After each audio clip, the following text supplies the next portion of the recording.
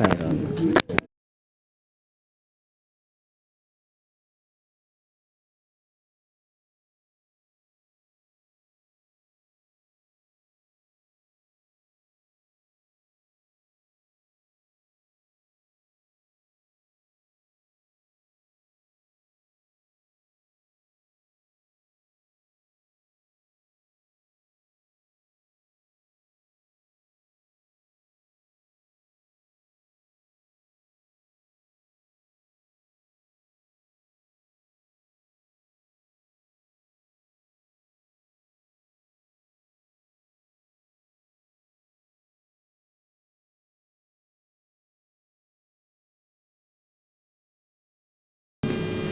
Let's open in prayer.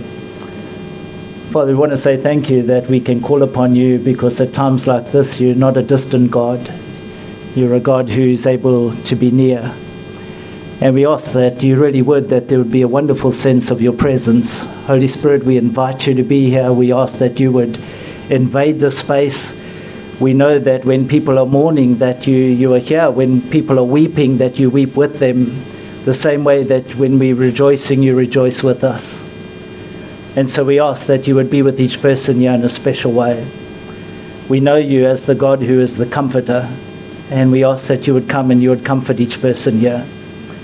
That you would, we know that you're aware of every tear that is shed, and Lord, you're able to take those. And although there might be questions, although there might be people that are hurting and in pain, well, no doubt there is. But Lord, at the same time, you said that if we're willing to trust you, somehow you're able to take all of this and you're able to still turn it around, and you're able to work good out of it. And we ask that you would do that. Your word is that all things work out for the good of those who trust you and who love you and who you've called according to your purpose. And so even though we don't fully understand, we ask that you would come and you would have your way and that you would move. So be with each person here. May there be such a tangible sense of your presence that even those who don't know you would leave with a sense of, hey, there must be a God, because you're a great God. And so we ask that you would come and that you would move and that you would have your way, and that even in this place, that indeed it would be a house of miracles today because of your presence, because where your presence is, there is life. Where your presence is, there is comfort. And so would you come and have your way, we ask. In your most wonderful name, Lord Jesus. Amen. I'm going to invite Taryn to come forward as we sing this hymn that's on our sheets. We're going to sing number 1, 2, 3, and number 5. Thanks, Taryn. Can we stand and sing that, please?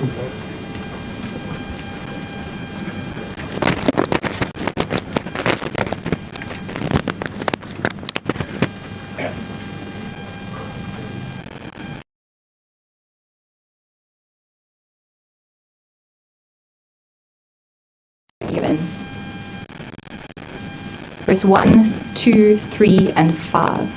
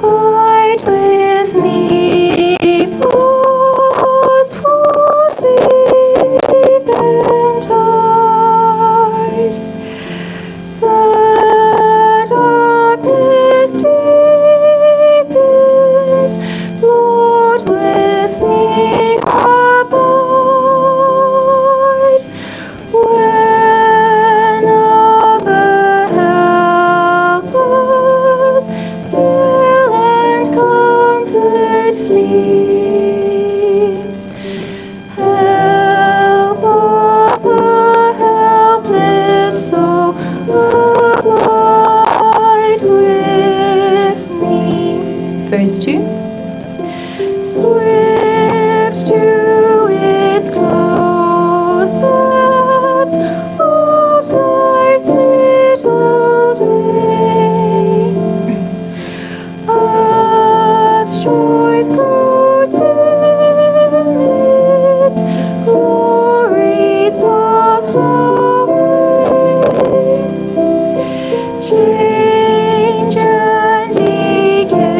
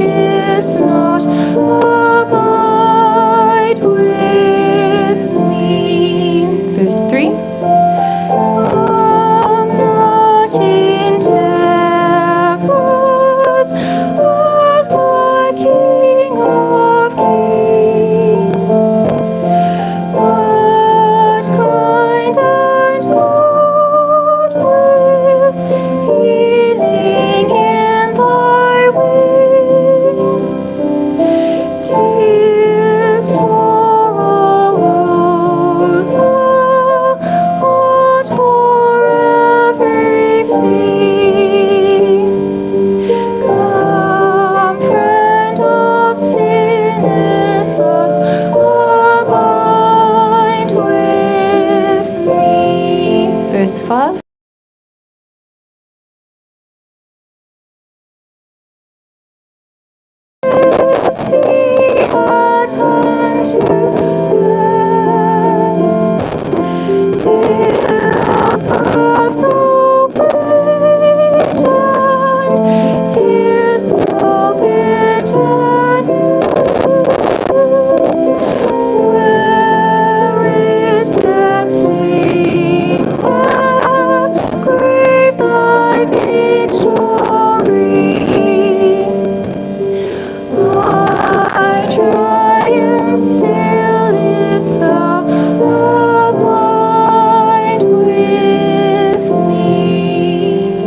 Thank you very much. Please be seated.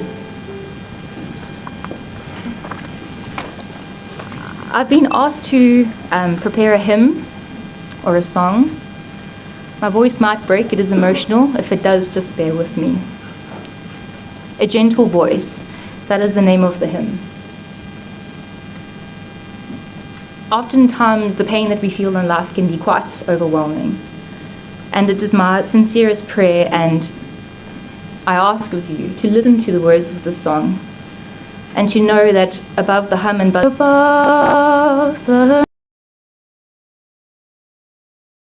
there's a voice. Leave behind your fear, bring your worry. Do you hear? You are my. Bring your grief and bring your cares. Bring your heartaches and bring your sorrow. The voice of Jesus gently calling, come unto me. Gentle voice, so full of love. Gentle one, so rich in mercy. You are my beloved child. Come to me, I will give you rest. Excuse the break in my voice. I know there's a lot of pain today, but you are not alone. And we love you so much. Thank you. Thank you, Tony. I'd like to read a poem, and then I'd like to call on Calvin to start off paying the tributes to Tony. The poem goes like this. I read of a man who stood to speak at a funeral of a friend. He referred to the dates on his tombstone from the beginning to the end. He noted that first came his date of birth and spoke the following date with tears. But he said what mattered most of all was the dash between those years. For that dash represents all the time that he spent alive on earth, and now only those who loved him know what that little line is worth. For it matters not how much we own, the car, the house, the cash. What matters is how we live and love, and how we spend our dash. So think about this long and hard. Are there things you would like to change? For we never know how much time is left that can still be rearranged. If we could just slow down enough and consider what's true and real, and always try to understand the way other people feel. Be less quick to anger and show appreciation more, and love the people in our lives like we've never loved before. If we treat each other with respect, and more often wear a smile, remembering that the special dash might only last a little while. So when your eulogy is being read and with your life actions to rehash, would you be proud of the things they say about how you spent your dash? Cal, would you be able to come forward, please?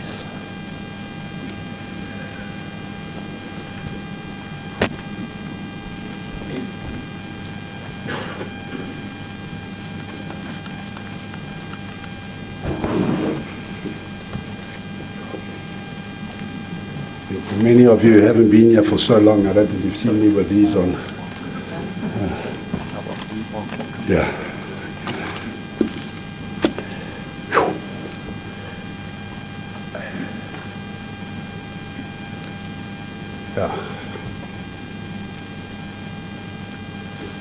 Never, I never thought this day would come.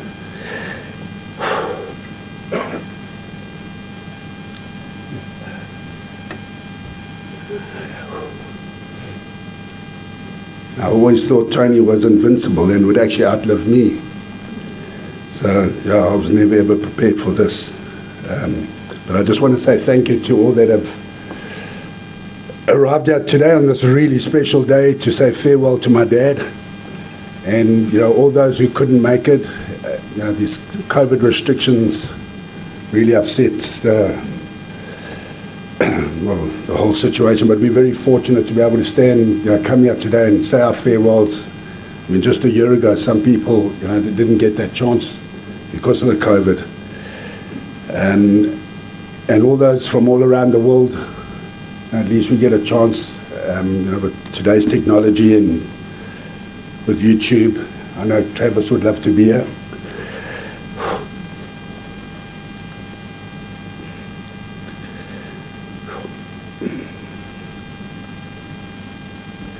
Now, this past week has been really difficult to deal with the sudden passing of my dad.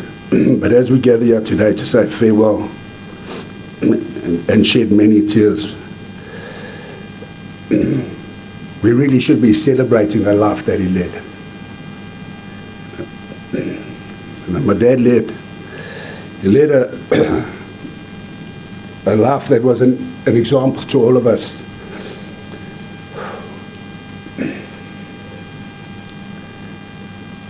And the legacy that he's left was something I'm so proud of. And Tony Poloni will never be forgotten. When I sat down with my mom, Barbara, and Gary, Pastor Gary at my dad's house, and he said, give me one word that describes your dad, and immediately my head was just filled with so many words, and it was almost impossible to describe him with one word. He wasn't just my father, but he was a father figure to so many people out there.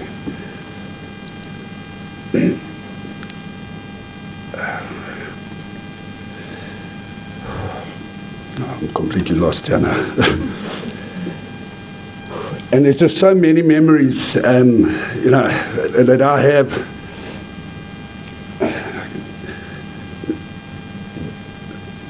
Telling so many people, staff, friends, staff, and you'll be there. And just remember, I'm not your boss. I'm your doctor. I'm your lawyer. I'm your father. Now listen to me and go back to work.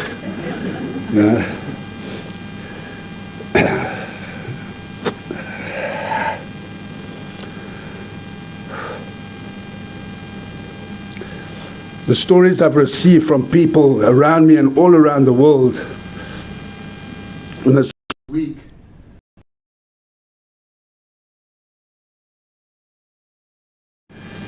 you change so many directions for people, and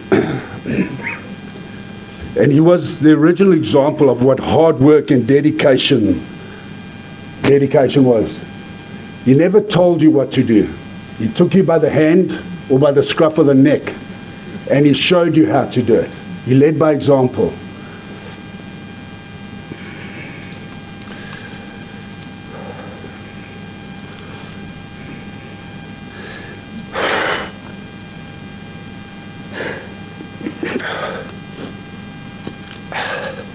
My father was an amazing husband to Mom Barbara and loved her dearly.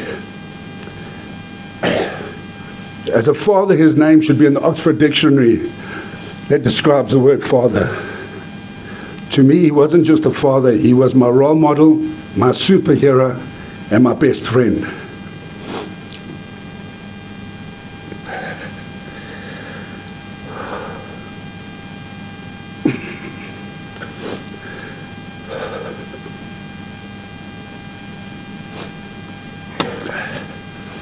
All the crazy things we do in life and silly things we do in life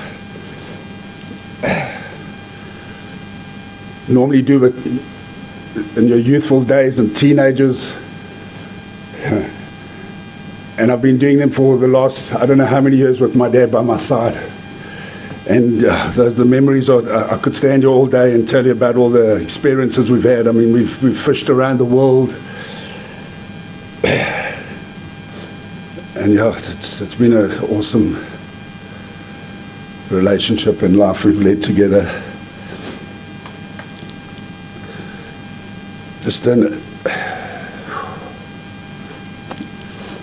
I don't have any regrets, but my only wish is that I had hugged him more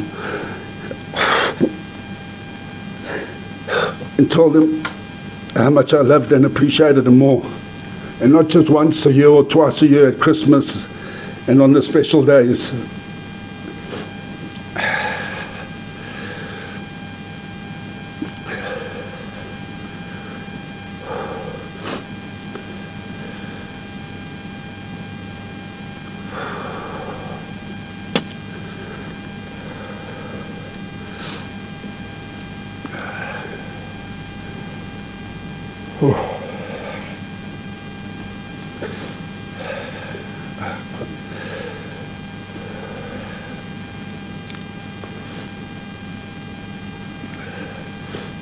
Now, I never leave home without telling my amazing wife, Jo, and my little superhero rocker how much I love them.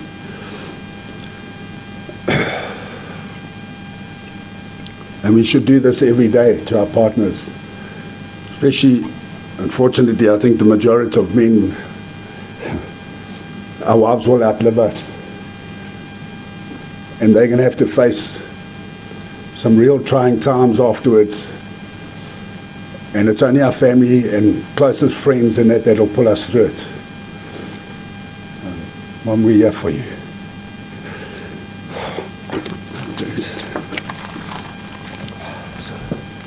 So Mark, can you come up, please?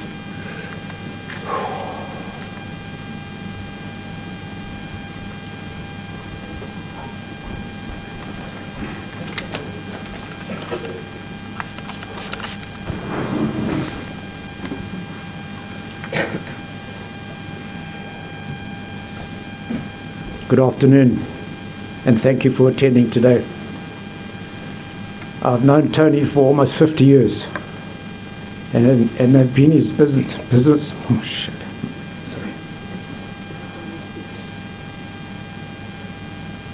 Sorry. And I've been his business partner for 36 of those years. Tony was an incredibly accomplished man who took on and excelled in numerous roles during his life, including father, husband, grandfather, butcher, businessman, mentor, and friend. Tony was a loving husband, father, and grandfather. He was a great family man who was always put his family first. He had an incredible impact on his immediate family and to those in his community around him. He was a generous man who would go above and beyond for his family and his extended family. He loved to spend quality time with them, and he would stay in touch with his family even while far living apart. My sincerest condolences to the Robinson family. Tony will be missed by all of you, but the values he instilled in you will ensure his memory lives on in each of us.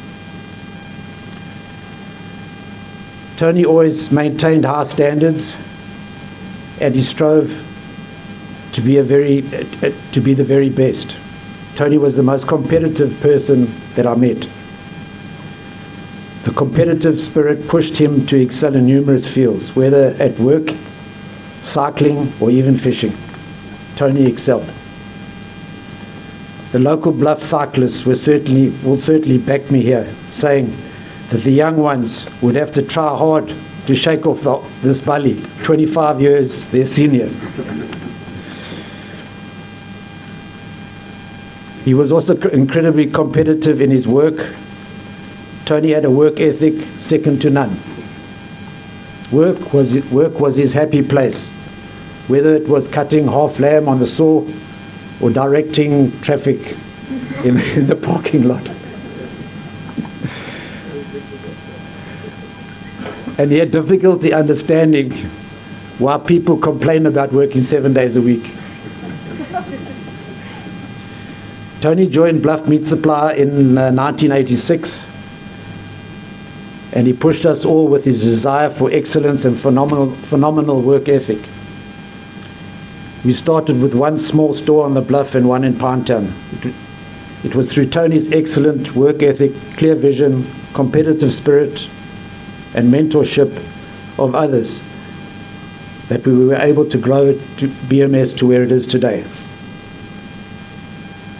Tony always maintained excellent morals and values throughout his career and wanted to ensure that success was achieved the right way. Our partnership was based on trust, and there are few business partnerships stronger than ours. Tony was a true leader in the workspace and a force that will be sorely missed at BMS. Many people here today will attest to the fact that Tony shared his expertise and knowledge not only to the people at BMS but to others in the wider meat industry. Tony gave advice and acted as a mentor to so many. His passing is a great loss to the meat industry as a whole. Tony, a fierce competitor, was also a compassionate man. He supported and uplifted many people in need throughout his life. He gave generously of his money and time to those who were in need. Tony paid for school fees, rent, and food for others. Tony became a pillar of strength on the Bluff and greater Durban community. He was an example of generosity and compassion to others. Animals also had a major role in Tony's life. I can recall when we were fishing at Mthatha Mouth, the dogs there were undernourished, so Tony travelled 150 kilometres on a dirt road to go and buy a 10-kilo bag of dog food for the dogs. That's how far he would go. He loved and cared for his own animals deeply, and I'm sure, like us, they will miss him. Tony and I shared many great memories outside of work. Tony had numerous hobbies, and we had a mutual love of fishing. I remember our annual trips to Bazaruta always clashing with Barbara's birthday. Sorry about that. The first week of November, or first or second week of November, I remember Tony always making, not good. Tony was a great cyclist who trained hard to achieve the best in his sport, and gave everyone a run, or should I say, a ride for their money.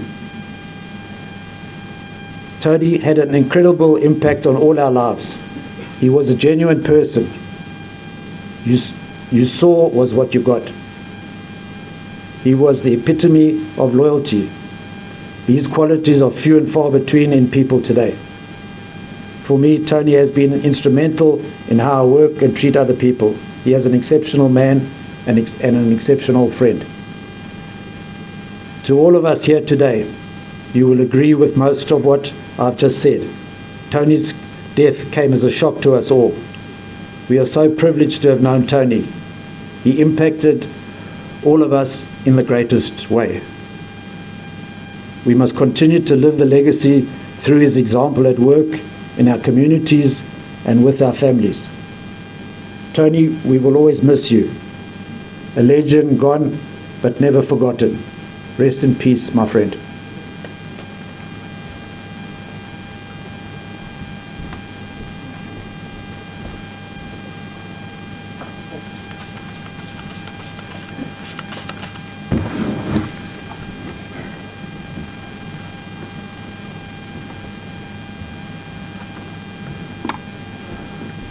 I must say thank you, Barbara and Calvin and Debbie, to give me a chance to say a few words to Tony.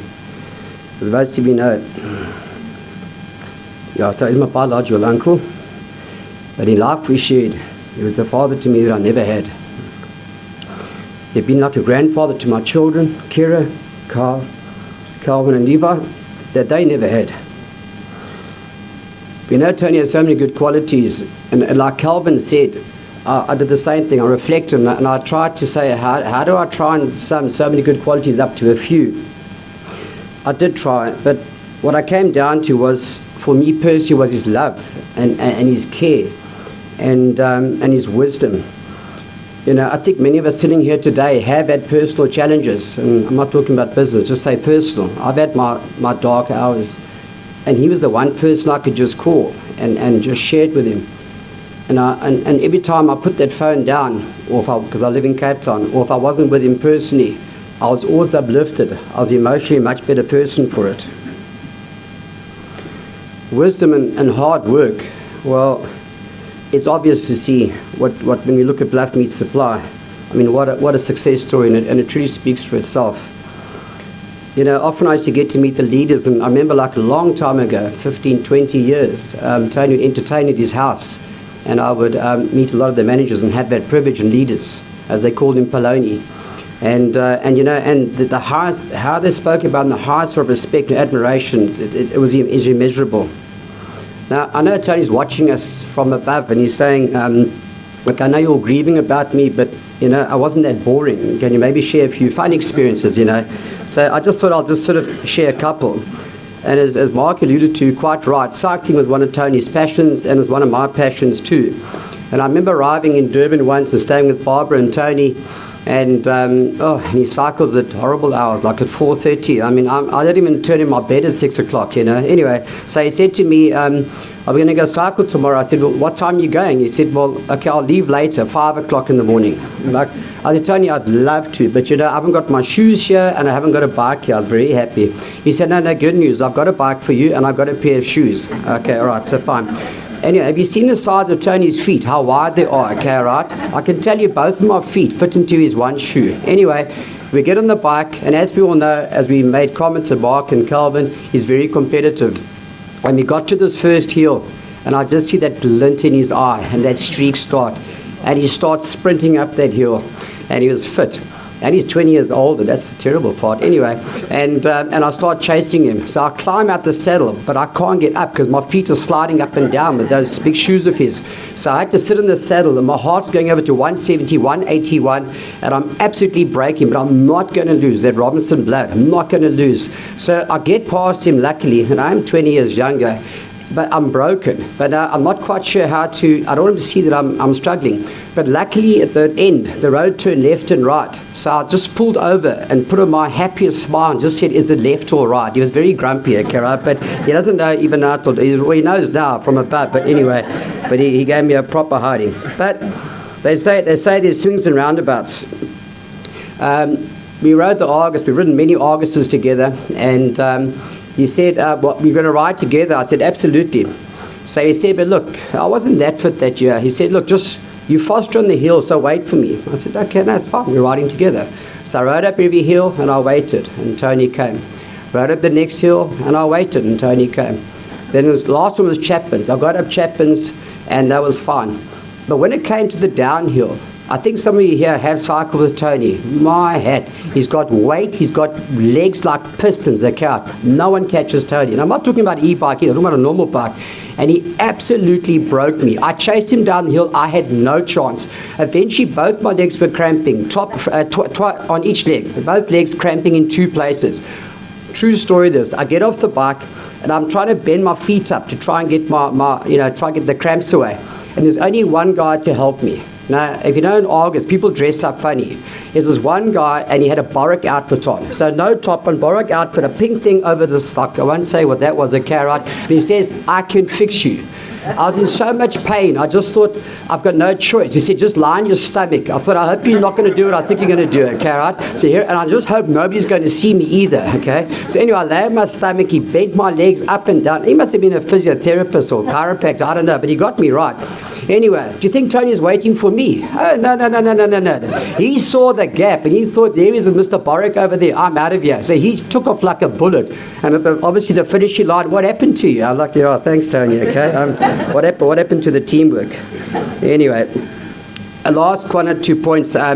We went fishing in Matoya, it's Upper Zambezi, as Mark Benovich and Tony, and my wife was supposed to be the spectator, but she became the fisher lady. And to catch good tiger fish there, you want live bait, bream. And so you'd go to the local villages and get your bream, and then of course get your tiger fish. And they're a bit limited, there weren't many around. So we clicked onto this quite quickly. And of course the first day my wife caught a 7 kg. And we all came back like not very happy. We do get like that. And anyway, so the next morning, Tony says, what time are you leaving? I said, 6 o'clock, And you said, no, 6 o'clock. Anyway, meanwhile, he gets up with Mark at 5 o'clock, okay, right? And they had to get past our bedroom. So they actually had to walk. They're crawling past our bedroom, so I don't see him, to get to the live, because they want the live fish. So after they go in their boat, they go to all the villages and buy up the live fish. So I realized what was going on here. And they're fishing very happy that day. And I'm trying to find live fish. I thought, okay, that's fine. So next day goes, what time are you fishing? I said, well, 6 o'clock. And you? No, we're leaving at 6 o'clock. No, really? Anyway. So I thought ahead. And I told my skipper, before you come fetch me, you start at 5 o'clock and go to all the villages and you buy up all the fish, okay, before you even get you. So all in my live well. So of course, Tony and Mark are very happy again. They get up at 5, off they go, and they're looking for the fish. Now they can't find this live bait because obviously my guys already bought them all. And then and we on tiger fish, on our third, fourth one, very happy. I caught a 7 kg by then. And then I see Mark and him running up and down the villages trying to find a fish. They finally found a live bream. So Mark was so excited. And as he cast it out, I'll never forget, waiting for his tiger fish. What do you think took the fish? A fish eagle. So now a fish eagle comes down, grabs his fish, and I look, and there's Mark. He climbs out the boat. I don't think he wanted to lose his hook or something. Or his only fish. And he's running down the beach like the sand, running there, chasing this fish eagle with a fish 30 meters in the air. Anyway, but that's Tony. I think my last comment about Tony is, we all know is, don't make Tony barman. Not a good idea. We were in Gabon. We had a couple of times there, and you'd have like a fishing day and you have a few drinks, and you should have had like 25% gin and then 5% tonic water, but Tony was not very good at his maths or that, whatever, and there wasn't even tonic water. It's called Pampurmusus, I remember. I think they had more alcohol than the gin, to be honest. Anyway, but Tony was pouring 75% gin, 25% Pampurmus. I promise you, half the fishing team, we didn't make it the next day. But we all know Tony loved fun, was competitive. I mean, no, he can be forgetful. But it never bothered me. And what was amazing was every time Tony and Barbara came to Cape Town, or when I saw him, we cycled. We had a lot of time together because we fished a lot together, tuna fishing in Cape Town, so you get a lot of time to spend. He would never stop speaking so lovingly about his wife, Barbara. And I really mean so lovingly, Debbie, Calvin, that's just so dear to his heart. His best friend, Mark Benovich. I mean, I was sitting in awe and perhaps jealousy sometimes, when I just hear the memories they built up over all the years and their long-term friendship. You talk so much about Bradley as well, so caringly. And obviously so many more of you, but my time's obviously a bit limited to obviously name everyone. But I do believe in life, in closing, this is personally, by the way, I think it's like a line in the sand. And I think we all have a journey on earth, and then when we cross that line, that's when we go up to heaven. And, Tony's now crossed that stand. He's crossed that line, and he's in a better place now, in heaven. And I'm sure he's got his cycling club going already. He's got his fishing club going. I think he's causing hell up there anyway. But it's only a matter of time, obviously, before we. But what he's leaving us behind is us, because we all grieving. We all miss him dearly, and we know it's going to be in time to come. And it was sad the other day because we would speak once or twice a week, and I'd just spoken to Tony before the accident, and I just remember just about 4 days after, I was busy driving, and just automatically I picked up my phone and I dialed his number, and I just went, and I just thought it's not going to happen anymore. And then I looked at our WhatsApps while I was driving, and I was like, I'm not going to get a WhatsApp again, But anyway, my time will come one day. We'll cross that line. We'll be with you, Tony. Thank you for your time.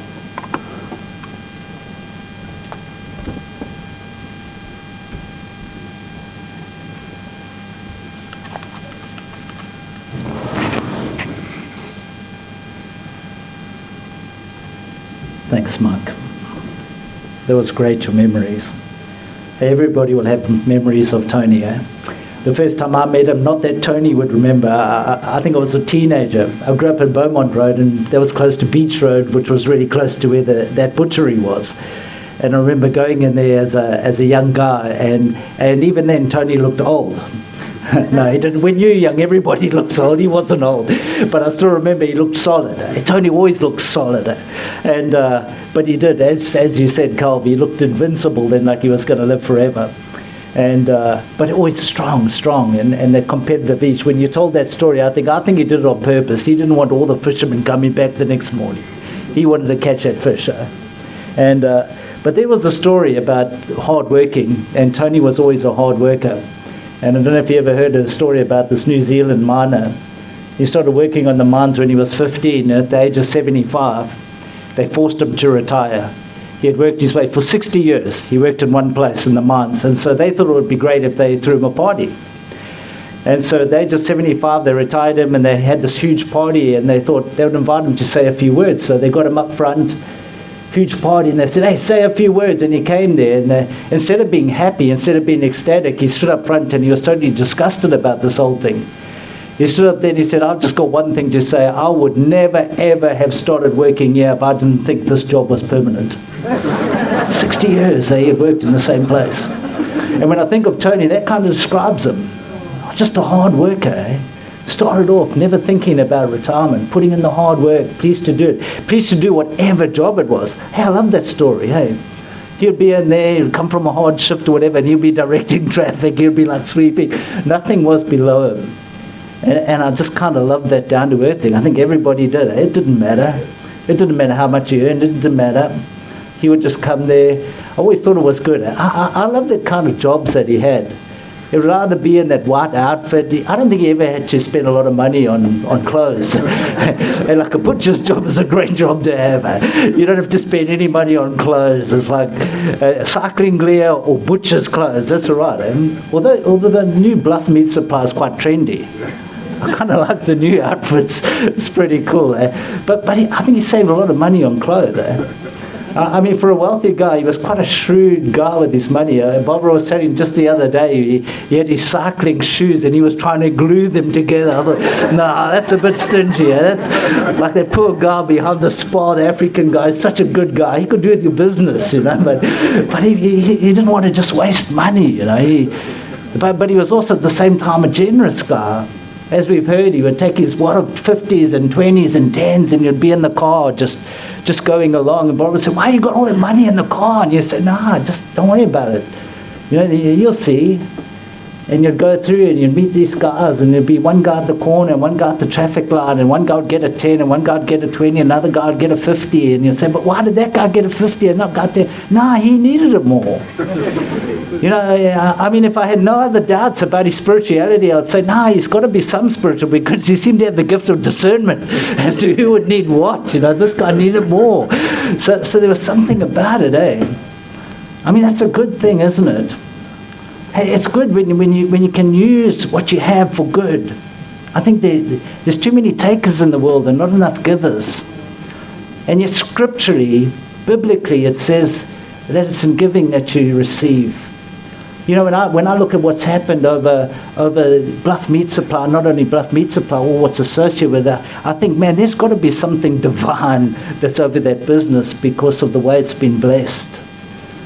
That is hard working as you guys have been, and no doubt there's a lot of hard work that's been put in there. There's just something that just goes way beyond natural ability and natural strength. You've got so much to be grateful for. And yet when you look back on Tony's life, and I think that you've got a lot to be grateful for in that. There was so much that was just tied up in that life. It might have ended abruptly and you might have wished you had a lot more years to enjoy with them, but you've still got a lot to be grateful for and a lot to be thankful for. I love the part that he was willing to give advice and he was willing to share that, not just with you, and you said that was good, and not just with Mark, but there were a lot of other people as well that said, you know, he was willing to share it with me. In fact, he loved people who seemed to, when he heard they were battling and yet they were making it, they were overcoming the odds. He loved to hear overcoming the odd stories and overcoming obstacles, and he just had like a special love for those kind of people. that were battling, and you'd hear about it, and you'd hear their story and how they didn't quit. They overcame. You'd kind of spend more time with them. It's almost like you'd be more willing to listen to their story and want to impart something of himself to them. And that's a good thing. You know, Wayne Cordelia, where before you give advice, you need to be willing to listen. Before you can find the right words to say to people, you need to be able to listen to their story.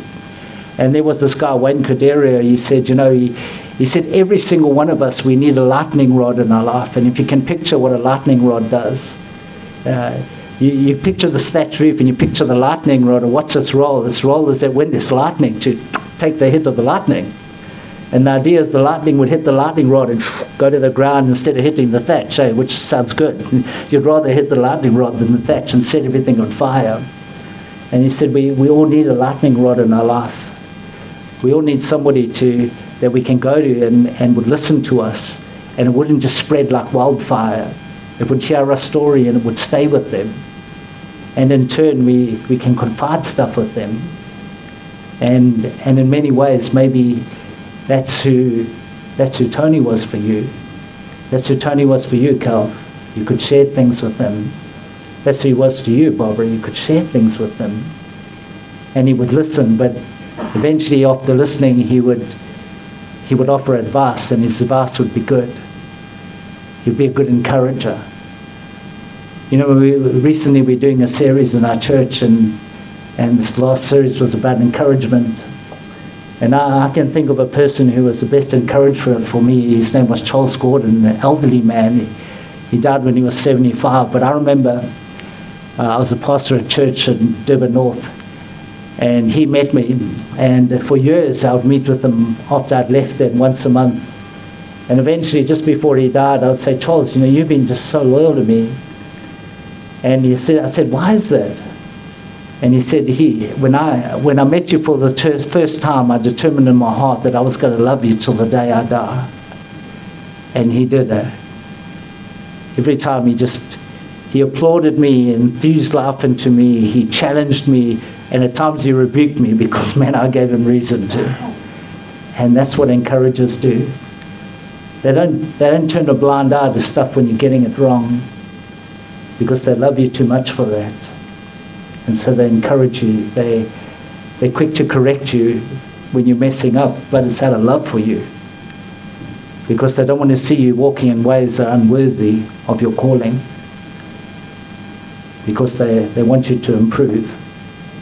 And I think that's what Tony was like. He wanted to bring out the best in you, but he knew at times he would come across as hard, but he wasn't really hard. He was just wanting the best for you. And to do that, he would share things with you and spend time with you. And he was that kind of person. So we said about it. He was also, I believe, that he was somebody of integrity, where his word was good. And unfortunately, that's almost a rare thing nowadays. Too many people make promises that they're not good at keeping, or where we overpromise and underdeliver, but that wasn't Tony. And a story that came to mind for me, and some of you might have heard of it, but it's a story that was told about Bobby Jones, who, for those who don't know, he was a pretty good golfer, where he won 13 majors before he retired at the age of 28.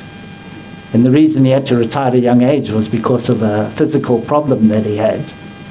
But he was the first golfer to win 4 majors in a year, and the amazing thing was he was an amateur golfer who used to beat all the professional golfers, but he was playing in this one tournament, and he assessed himself a one-stroke penalty. That's amazing.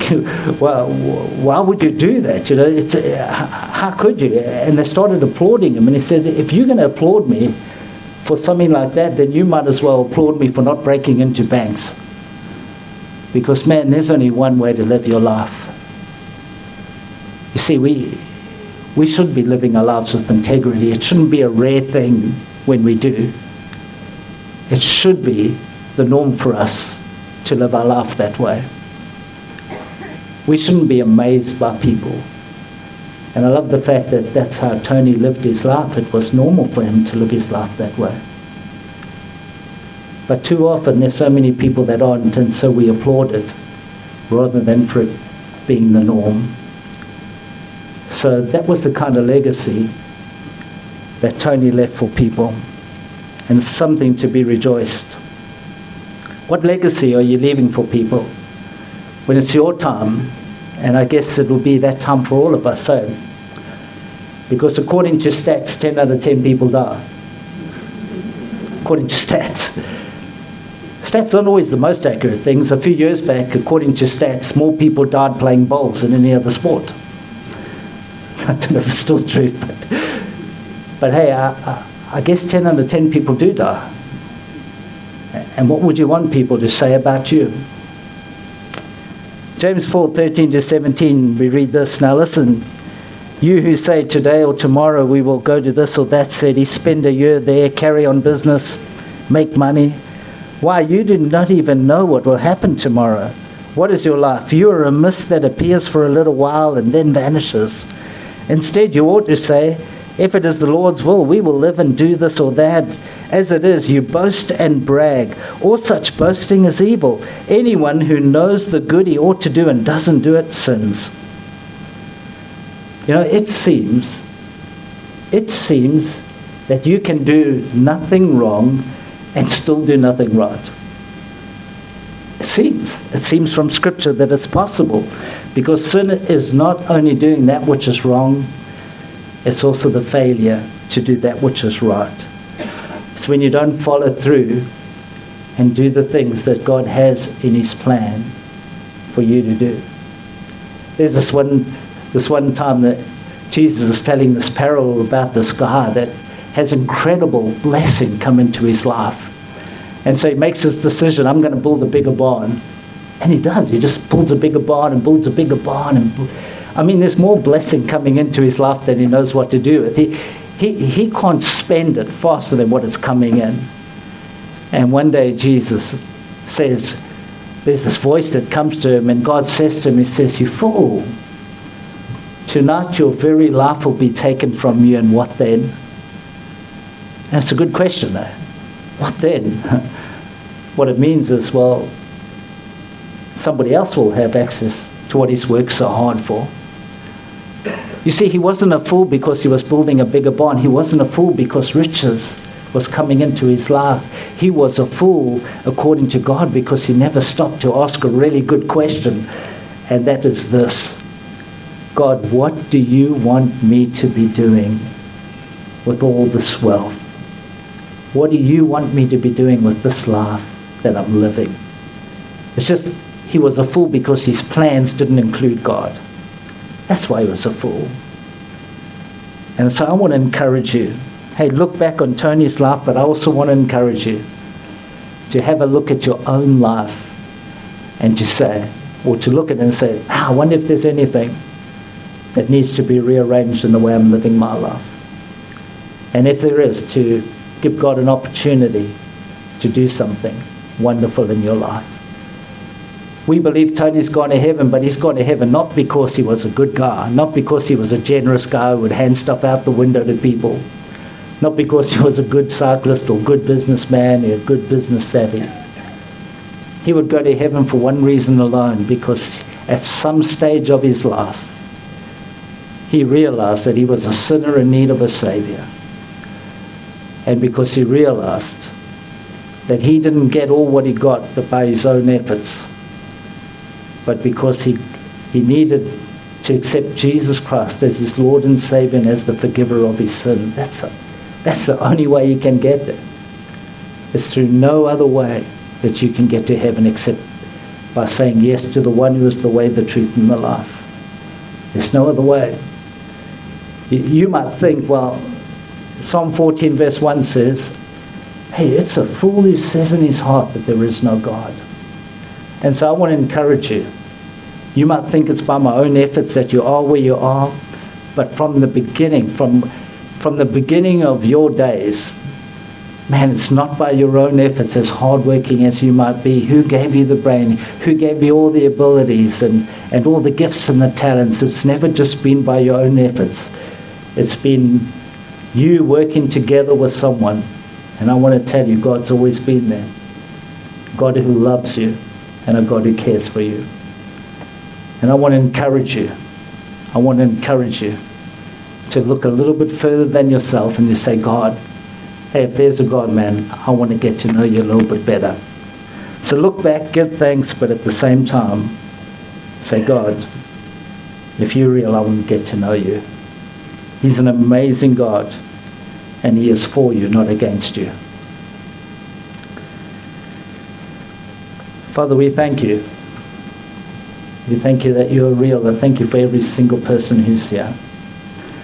And I pray, Lord, that they would come to the understanding, if they've been living life their own way, Lord, that they would open the door, that maybe it's not just them, but that they've got there with a little bit of help.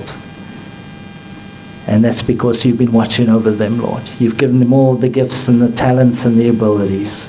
And they've put in the work, Lord, but ultimately it's because you've given them the strength to do it. And I thank you for that, Lord. Amen. So we get back to Tony. And I want to say thank you on behalf of the family for being here, for coming through today, and for rejoicing. I know there's going to be eats here afterwards. And if we got that song, are we still going to play that song? Is it here? Is it here? All right. All right. I don't know if there's... Are you going to... Is there some music to play now? Okay. Guys, thank you for coming through. I think there is some music that's going to just go on now or not. It's always the tricky part at the end of it, but thank you so much for coming through, for being here.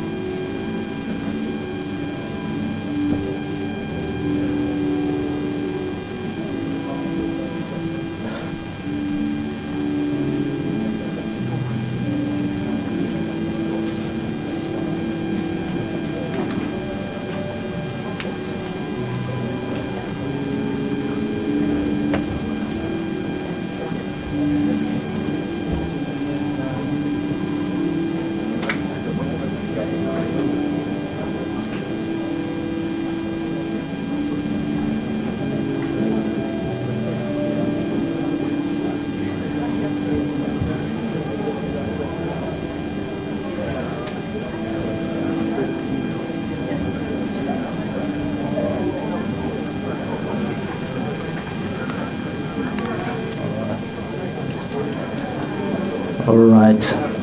Guys, if you want to go out and come back in, you can, but the food is going to be available from now. All right. Thank you.